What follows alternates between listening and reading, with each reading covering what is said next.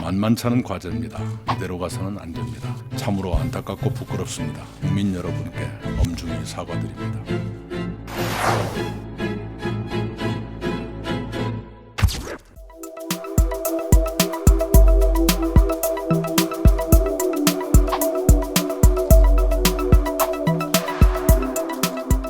내년도 예산안의 법정 처리 시한이 6일 남았습니다. 그러나 국회의 속도로 보아 시한 내 처리는 어려워 보입니다. 그래도 국회가 스스로 국회 선진화법을 제정한 취지에 부응해 예산안을 늦지 않게 처리해 주시리라 기대합니다. 예산안 말고도 국회의 처리를 기다리는 법안이 많습니다. 4차 산업혁명을 준비하려는 데이터 3법안과 근로시간 단축의 보완을 위한 근로기준법 개정안, 가정폭력 피해자를 보호하려는 특례법 개정안은 아직도 소관 상임위에 머물러 있습니다. 그 밖에도 경제와 민생을 위한 법안들이 국회에 계류되어 있습니다. 2주 남은 정기국회에서 처리해 주시기를 요청드립니다. 이달 19일부터 일주일 사이에 제주와 군산의 멀고 가까운 바다에서 어선 침몰이 3번이나 생겼습니다. 목숨을 잃으신 분들의 명복을 빕니다. 유가족과 구조를 기다리시는 모든 분께 위로를 드립니다. 조속한 수색을 위해 활용 가능한 인력과 장비를 총동원해 최선을 다하겠습니다. 해양경찰청 등 관계기관은 수색과 사고 원인의 규명에 최선을 다해 주시기 바랍니다. 우리는 안전한 대한민국을 만들기 위해 많은 노력을 기울여왔고 상당한 성과도 내고 있습니다. 특히 메르스를 비롯한 감염병, AI, 구제역, 아프리카 돼지열병 같은 가축전염병, 강원도 산불과 태풍 같은 자연재해에 과거보다 훨씬 더 잘 대처했다고 자부합니다. 그러나 작금의 잇따른 사고는 우리에게 엄중한 깨우침을 줍니다. 안전한 대한민국은 완성되기 어려운 끝없는 과제라는 사실입니다. 모든 부처는 안전 관련 소관 업무를 계속 점검하며 끝없이 개선해야 합니다. 우선 어선 사고에 대해 말씀드립니다. 연근의 어획량이 줄어 악천후에도 먼 바다로 나가 조업하는 경우가 늘었습니다. 요즘의 사고도 그런 사정과 유관하지 않나 보입니다. 해양수산부와 관계기관은 기상 악화에 대비해 입출항 기준을 강화하거나 기상 단계별 운항 가능 선박 기준을 세분화하는 방안을 검토하시기 바랍니다. 먼 바다 어선의 위치를 확인하고 신속하게 연락할 수 있도록 통신 체계를 개선해야 합니다. 어선의 안전장비가 사고 예방에 충분한 수준인지, 그것이 실제로 작동하는지도 점검하고 보강할 필요가 있습니다. 노후 어선 등을 현대화하는 사업도 속도를 내며 추진해야겠습니다. 어선 사고의 76%는 부주의 등 운항 과실로 발생합니다.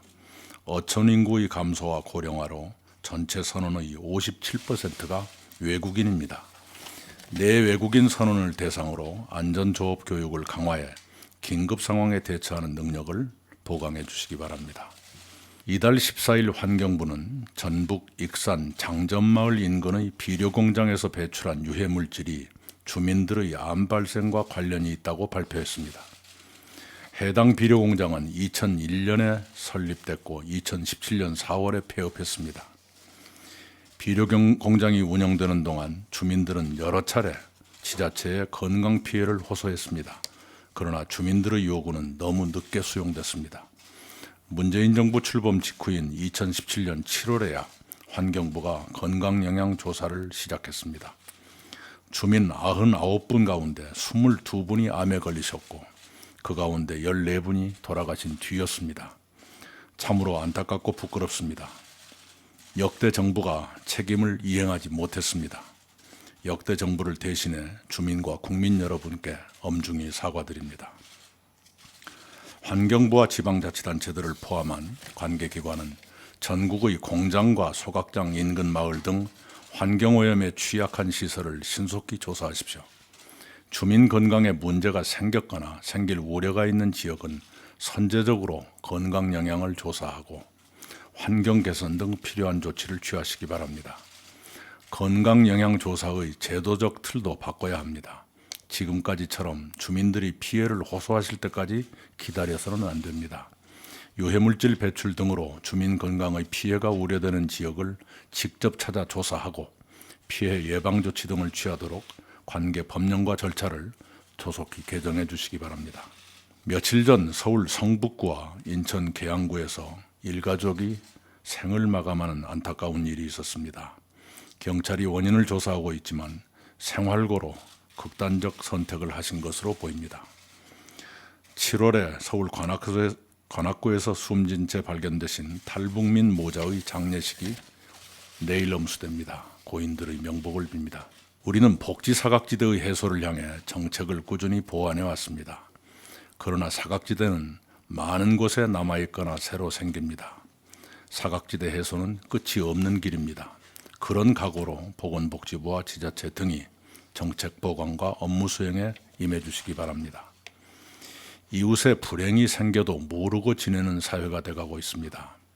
그것은 우리에게 또 다른 과제를 던져줍니다.